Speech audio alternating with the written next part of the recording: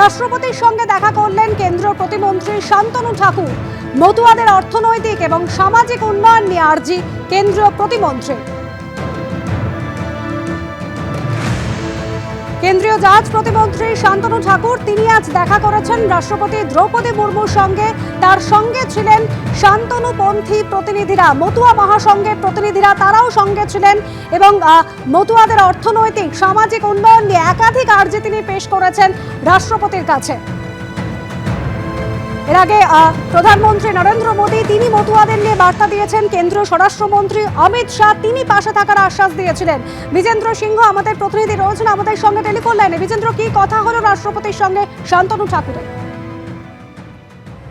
দেখুন, আজকে সকাল 11টা নাগাদ রাষ্ট্রপতি ভবন গেছিলেন শান্তনু ঠাকুর। তার সঙ্গে কিছু মতুয়া সংঘের সদস্যরাও ছিলেন এবং প্রায় 8 ঘন্টা তারা রাষ্ট্রপতি ভবনে ছিলেন।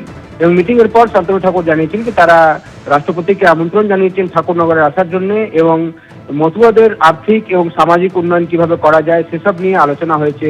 রাষ্ট্রপতির সঙ্গে তারা কথা বলেছেন সেটা নিয়ে, এবং তার সঙ্গে সঙ্গে যে সিএ তে সিটিজেনশিপ পাচ্ছেন মতুয়ারা সেটাকেও রাষ্ট্রপতি অ্যাপ্রিসিয়েট করেছেন, এটাও শান্তনু ঠাকুর জানিয়েছেন। তবে এসআইআর নিয়ে যে উদ্বেগ রয়েছে সেটা নিয়ে যখন জিজ্ঞেস করা হয় তখন শান্তনু ঠাকুর বলেন যে এটা নিয়ে রাষ্ট্রপতিকে তারা কিছু বলেননি, যেহেতু স্বরাষ্ট্রমন্ত্রীর সঙ্গে তাদের ইতিমধ্যে কথা হয়েছে। সিএ তে সার্টিফিকেট প্রায় 700 জন এখন পেয়েছেন, 70,000 লোক এখনো সিএ তে অ্যাপ্লাই করেছেন কিন্তু তারা সার্টিফিকেট পাননি এখনো।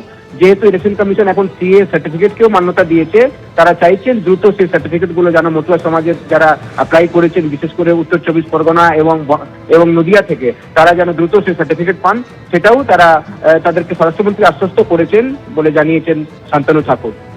ধন্যবাদ বিজেন্দ্র। কিছুক্ষণ আগেও আপনাদের জানাচ্ছিলাম যে ইটাহারে আজকে রোড শো করার কথা রয়েছে অভিষেক বন্দ্যোপাধ্যায়ের। কিছু সময়ের মধ্যে তিনি এসে পৌঁছবেন, কিন্তু তার আগে বালুরঘাটে ওসমান মল্লিকের পরিবারের সঙ্গে তিনি দেখা করতে যাবেন। এই ওসমান মোল্লা যার পরিবারের সঙ্গে দেখা করেছেন অভিষেক বন্দ্যোপাধ্যায়, এসআইআর আতঙ্কে তার মৃত্যু হয়েছে বলে অভিযোগ এবং তারই পরিবারের সঙ্গে সাক্ষাৎ করেছেন অভিষেক বন্দ্যোপাধ্যায়। সেই ছবি আপনারা দেখতে পাচ্ছেন। ভারতবর্ষে 12 কোটি মানুষ বাংলায় কথা বলে।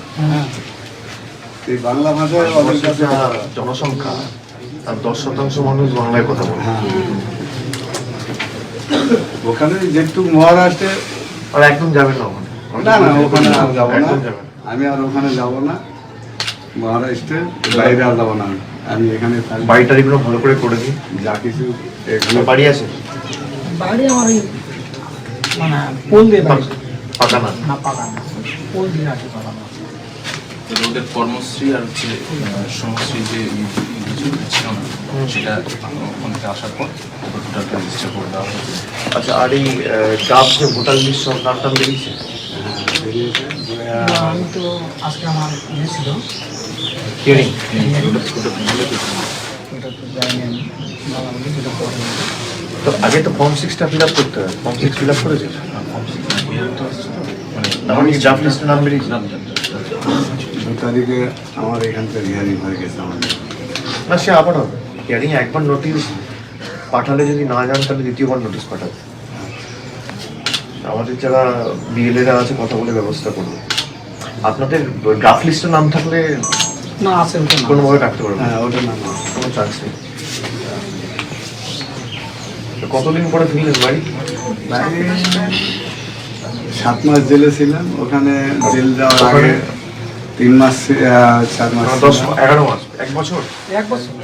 এবিপি আনন্দ এগিয়ে থাকে, এগিয়ে রাখে।